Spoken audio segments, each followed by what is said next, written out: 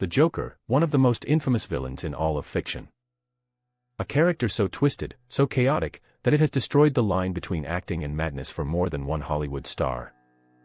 From Jack Nicholson's menacing smile in Batman, 1989, to Heath Ledger's haunting performance in The Dark Knight, the Joker has always demanded more than a performance, it demands a piece of your soul. And when Joaquin Phoenix took on the role in 2019's Joker, many wondered if history was doomed to repeat itself. Would playing Gotham's most deranged villain break him the same way it consumed Heath Ledger? When Joker premiered, it wasn't just a comic book movie, it was a psychological descent into chaos.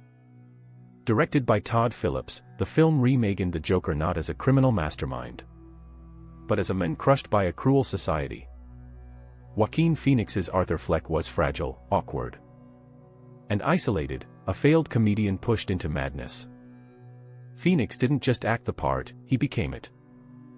He lost over 50 pounds for the role, starving himself into a wiry, emaciated frame that made his every movement uncomfortable to watch. He spent months studying the physical tics of mental illness, the eerie laughter that erupts at inappropriate moments, and the painful collapse of someone trying to stay sane.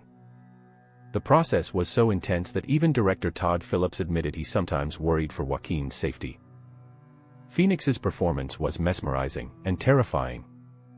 It was raw, intimate, and disturbingly real. The world took notice. The movie went on to win the Golden Lion at the Venice Film Festival, and Joaquin won the Academy Award for Best Actor. But behind the accolades, fans and critics alike began whispering about the so-called Joker curse. This wasn't superstition pulled from thin air. Hollywood still remembered what happened to Heath Ledger. Ledger's version of the Joker in The Dark Knight, 2008, remains one of the greatest performances in film history. But his transformation into the chaotic villain had a dark cost. Ledger locked himself in a hotel room for weeks, filling journals with the Joker's thoughts, experimenting with voice and mannerisms, and sleeping only a few hours a night. He told friends he couldn't turn it off. Shortly after finishing the film, Ledger died of an accidental prescription overdose at just 28 years old.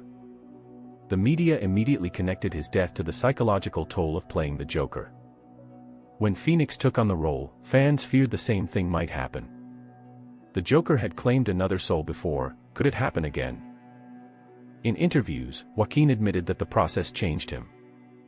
He described Arthur Fleck as a black hole, a character that dragged him inward until he had to fight to come back out. The physical transformation, combined with the isolation and emotional breakdown required for the role, began to blur the line between performance and reality. He would sometimes walk off set mid-scene, overcome with emotion or frustration, only to return moments later, trembling and exhausted. Todd Phillips later revealed that the production had no fixed plan. They'd often rewrite or reimagine scenes based on Joaquin's mood. The chaos you see on screen, Arthur dancing alone in the bathroom, the erratic laughter, the unpredictable movements, weren't always scripted. They came from Joaquin's unraveling in real time. It's no wonder fans began drawing parallels between Phoenix and Ledger. Both actors approached the Joker as a psychological experiment, a way to explore human pain and madness. Both were method actors who fully immersed themselves in their characters. And both were known for their intensity and isolation during filming. But there's one crucial difference: Joaquin Phoenix survived his Joker. Unlike Ledger, Phoenix had lived through public pain before. He had faced addiction, family loss, and the chaos of fame at a young age. He wasn't running from darkness, he had already made peace with it. That's what allowed him to dive so deep into Arthur Fleck without being consumed. Still, even after the film's release, the darkness didn't entirely fade. Joaquin spoke about the lingering discomfort, the way Arthur's mindset stayed with him long after production wrapped.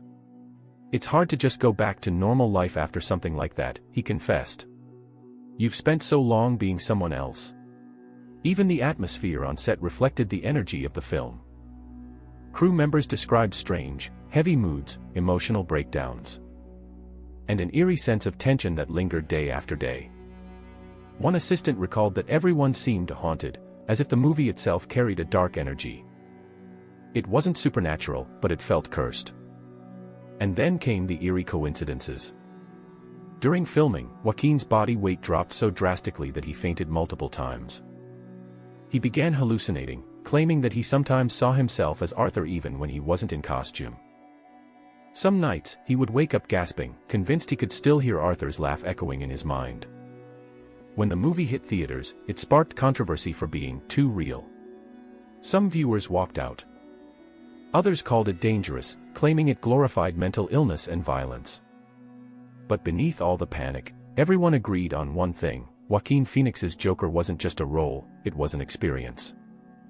The success of Joker launched Joaquin into a new level of fame. But it also reignited old questions about the psychological toll of method acting. Can an actor truly step into the mind of a killer and come back unchanged? Or is there always a part of that darkness that stays behind?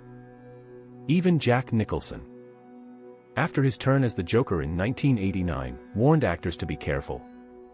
When Heath Ledger died, Nicholson famously said, "I warned him." Many believe Nicholson was referring to the psychological danger of the role, the seductive madness that the Joker embodies. The Joker is chaos incarnate. He represents everything unpredictable and broken in human nature: laughter at suffering, beauty in destruction, freedom through insanity. To play him truthfully means walking a razor's edge between art and mental collapse. But Joaquin Phoenix seems to have found a balance. Unlike Ledger, he maintained boundaries, grounding himself with his family and fiancée, Rooney Mara. He spoke often about how she helped him stay centered.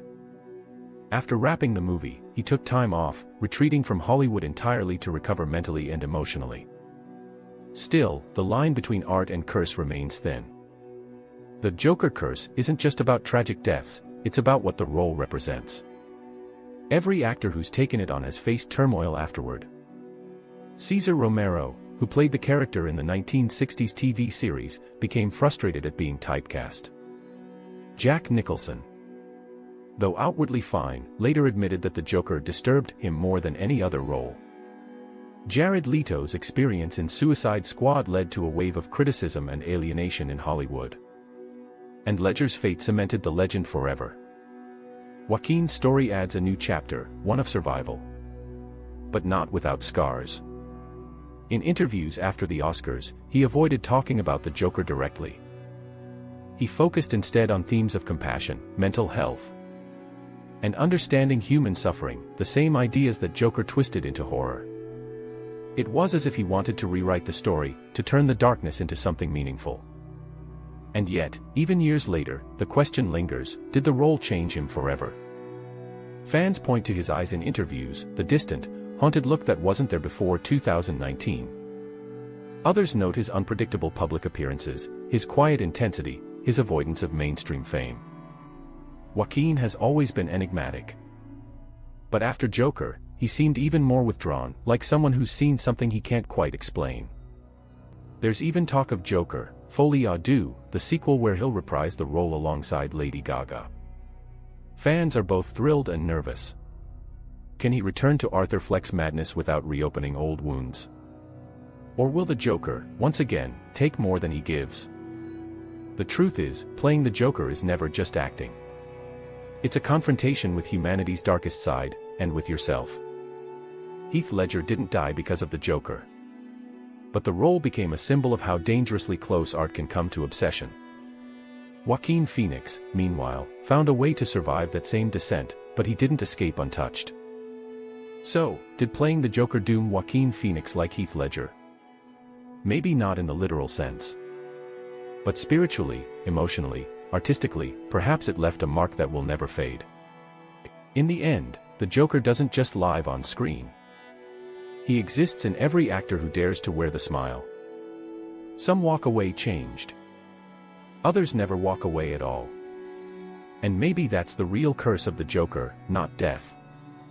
But knowing that once you've looked into his madness, part of it always looks back.